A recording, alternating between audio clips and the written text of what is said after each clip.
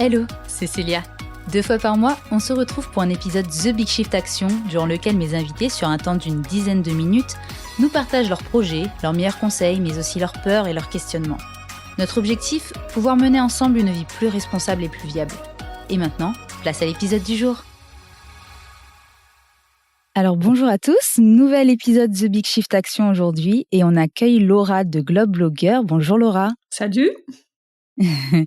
Alors cet épisode va changer des précédents puisque, contrairement à mes précédents épisodes, Laura ne vient pas nous parler d'une entreprise ou d'une association, mais plutôt de son mode de vie et plus précisément de ses voyages. Donc Laura, tu voyages avec ton compagnon Seb et ton fils Elio. Tu tiens un podcast qui s'appelle Les coulisses du voyage. Que proposes-tu à travers ce podcast et puis aussi à travers ton blog? C'est quoi l'objectif? Alors donc effectivement, je suis blogueuse depuis presque 10 ans maintenant, blogueuse voyage. Donc lesglobebloggers.com, qu'est-ce qu'on peut y trouver dessus? Essentiellement des récits de voyage nature. On est très branchés, les petites bêtes, les beaux paysages, etc. Donc des récits de voyage plutôt tournés autour aussi du slow tourisme. On essaye aussi d'insuffler des réflexions sur le sens aussi du voyage, sur le tourisme durable, mais tout ça, voilà, de manière distillée dans nos récits. En tout cas, c'est ce que nos lecteurs nous disent, parce que pour nous, le voyage, c'est pas juste un acte de consommation. C'est vraiment quelque chose qui peut nous faire grandir, qui peut nous nourrir, etc. Et donc, on a envie de partager aussi cette philosophie avec les gens qui peuvent tomber sur notre blog. Et donc sur le podcast Les coulisses du voyage, on a voulu aller un petit peu plus loin parce que depuis le temps qu'on voyage, donc plus d'une dizaine d'années peut-être, enfin même vingtaine d'années, ça me rajeunit pas. Et forcément, à force de voyager, on voit des choses, on réfléchit aussi un peu plus sur nos manières de voyager. Et donc dans les coulisses du voyage, j'ai voulu donner des astuces, des ressources pour voyager différemment, pour être dans un tourisme plus durable, même si nous-mêmes on n'est pas parfait, mais en tout cas essayer de donner des ressources, parce que ce que je me suis rendu compte à travers mes voyages, c'est qu'il y a beaucoup de gens qui ont envie de voyager différemment, mais qui savent pas forcément comment, parce que aussi les acteurs du tourisme, on va dire classique, ou même du tourisme de masse, ils prennent tellement de place que les belles initiatives, elles sont souvent un petit peu cachées. Et donc tout l'objet des coulisses du voyage, c'est vraiment de mettre en avant plein de moyens de voyager autrement, auxquels on n'aurait pas forcément pensé, et puis surtout valoriser toutes ces initiatives, ces porteurs de projets qui vont nous permettre de voyager autrement. Ok, mais écoute, c'est très clair. Ah mince. Comment est-ce qu'on se dit du jour au lendemain, je vais arrêter de faire, je sais pas, 10 000 kilomètres pour changer d'air, on va réduire notre empreinte carbone, tout en continuant à faire ce qui nous passionne. Qu'est-ce qui a fait finalement que vous avez eu un déclic? Alors, je dirais que nous, on n'a jamais été... Alors, c'est vrai qu'on a beaucoup pris l'avion dans notre vie. Peut-être qu'on le reprendra encore. On n'est pas fermé à cette idée-là. On n'a pas fait une croix non plus sur les voyages lointains.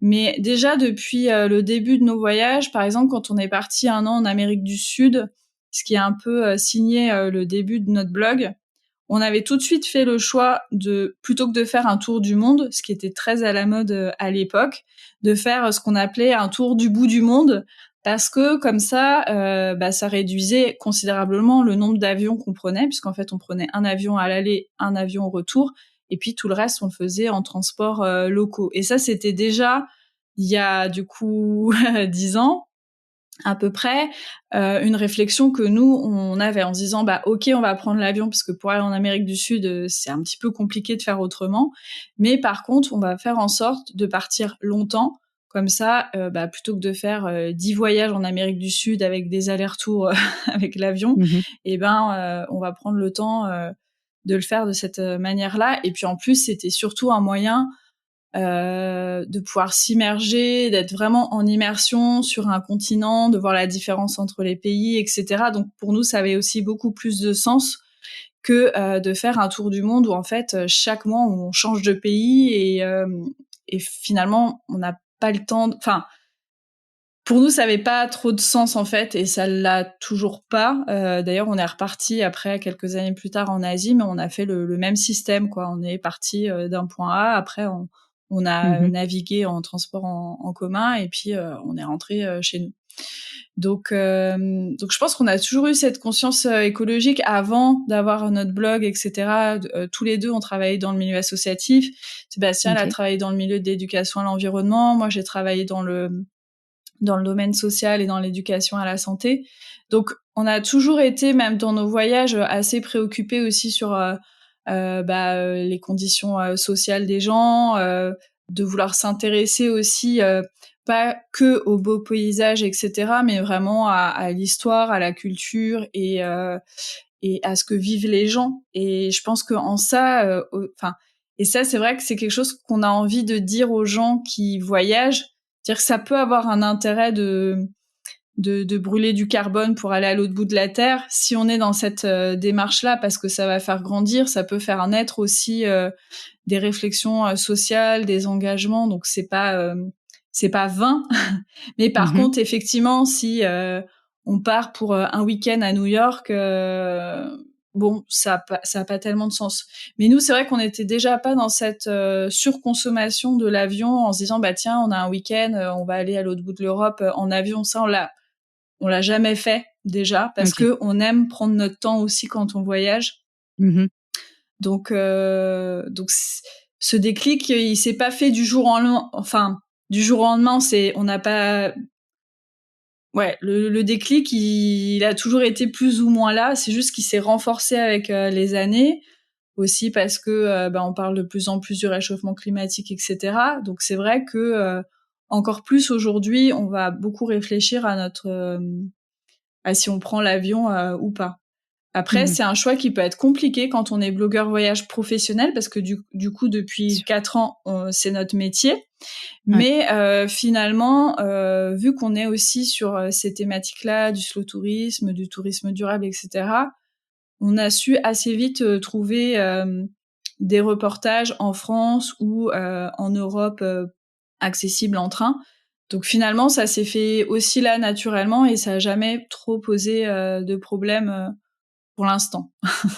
Donc là, quand vous voyagez, en général, enfin sur votre année, est-ce que vous continuez à changer de continent? Est-ce que vous prenez plutôt le train? Ou est-ce que vous êtes quand même plutôt sur l'avion, mais dans ces cas-là, vous restez longtemps dans le pays concerné? Comment ça se passe? C'est vrai qu'on a l'idée des blogueurs voyage qui changent de pays tous les 15 jours.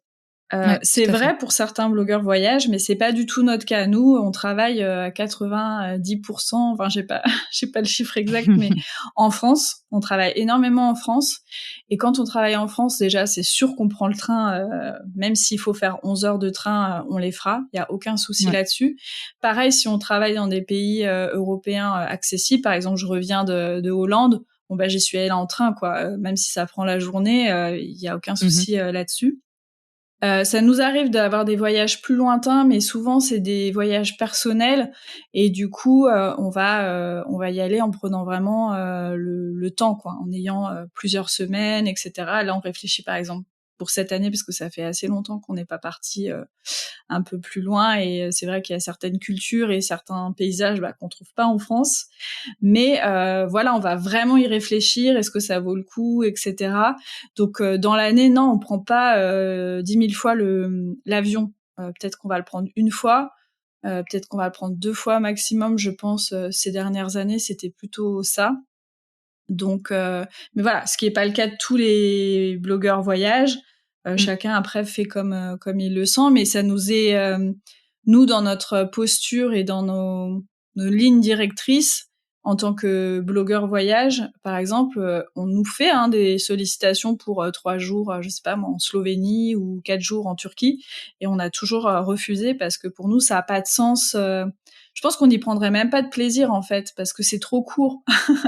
Moi, Ouais, bah je oui. ressortirais frustrée. Donc, au-delà même de la question environnementale, bien sûr, qui se pose, je crois que j'aurais même pas envie parce que c'est trop court en fait. Déjà que je trouve ça trop court des fois de partir 4 jours dans une région qui est proche de chez moi. C'est sûr. On essaie toujours de privilégier des voyages d'au moins 5 jours, même quand c'est en France, pour avoir un minimum de temps. Donc voilà, pour répondre à la question, je sais pas. Et oui, bah le train, en plus nous on est des grands adorateurs du train, donc franchement pour nous c'est pas du tout une contrainte de prendre le train. Et Ça fait puis partie du voyage. oui, pour nous ça fait partie du Mmh. voyage. Après c'est vrai que des fois en France, c'est vrai que voyager sans voiture, c'est pas toujours très très évident. On n'est pas Ouais. dans un pays qui est très propice à ça, surtout quand on veut aller dans des territoires ruraux et montrer des zones un peu méconnues, ce qui est notre cas. Nous, on travaille beaucoup pour des destinations qui sont pas forcément très très connues, parce que c'est Mmh. aussi un de nos points de vigilance en tant que blogueur voyage. On n'a pas envie de participer à la surreprésentation d'endroits qui sont déjà victimes du surtourisme. Alors Oui. c'est toujours un exercice d'équilibriste quand on est blogueur voyage, parce que bien sûr on est là pour promouvoir des endroits. Nous, on a envie que les gens ils puissent vivre ce que nous on a vécu dans des destinations qu'on a trouvées super, mais on sait qu'on a aussi une responsabilité par rapport à notre visibilité. Donc, c'est vrai qu'on va pas choisir des destinations où c'est déjà ultra connu, etc. Parce qu'on sait que, enfin, ça va aller dans le mauvais sens. Enfin, ça peut avoir Mmh. négatif, un impact négatif. Donc, on essaye d'éviter ça aussi. Tu me disais en début d'épisode que la difficulté avec, finalement le slow voyage, c'était, le fait que le secteur du tourisme ne facilite pas ça puisque, tout ce qui est mis en valeur, c'est, des promotions pour des voyages à l'autre bout du monde, 1 semaine à l'autre bout du monde, ce genre de choses. Est-ce que tu as des noms de plateformes, de sociétés que tu connais qui sont, eux, spécialisés, dans le tourisme durable, que tu pourrais nous donner, Mmh. pour que les auditeurs, puissent en prendre note? Alors, c'est vrai qu'effectivement, aujourd'hui, si on veut voyager un peu autrement, bah, il faut aller à la pêche aux infos.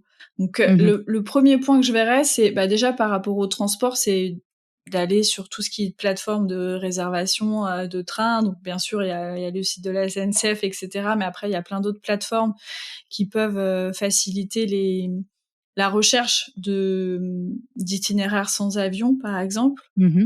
Donc il y en a plein, hein. Il y a Trainline, il y a Et Trendline qui est très connu ouais, d'ailleurs, Trainline, mmh. enfin il y a ce genre de plateforme-là. Pour les hébergements durables, parce que c'est pareil, Mmh. c'est vrai qu'on peut avoir vite le réflexe Booking ou Airbnb, Tout à mais fait. il y a aussi des influences négatives à utiliser ce type de plateforme-là. Pas toujours, mais Mmh. il peut y en, enfin ça pose des questions. En France, il y a pas mal de plateformes qui se développent pour proposer des hébergements durables, donc qui ont une démarche un peu plus engagée d'un point de vue environnemental. Donc je pense par exemple, il y a WeGo Green Air, Greengo, Feelingo, ce genre d'endroits-là.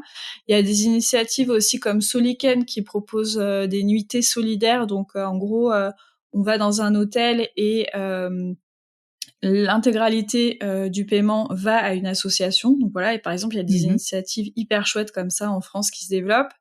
Après, à l'international, il y a aussi des plateformes comme Ethic Hotel qui proposent aussi des Mmh. hébergements, voilà, un peu plus engagés partout dans le monde.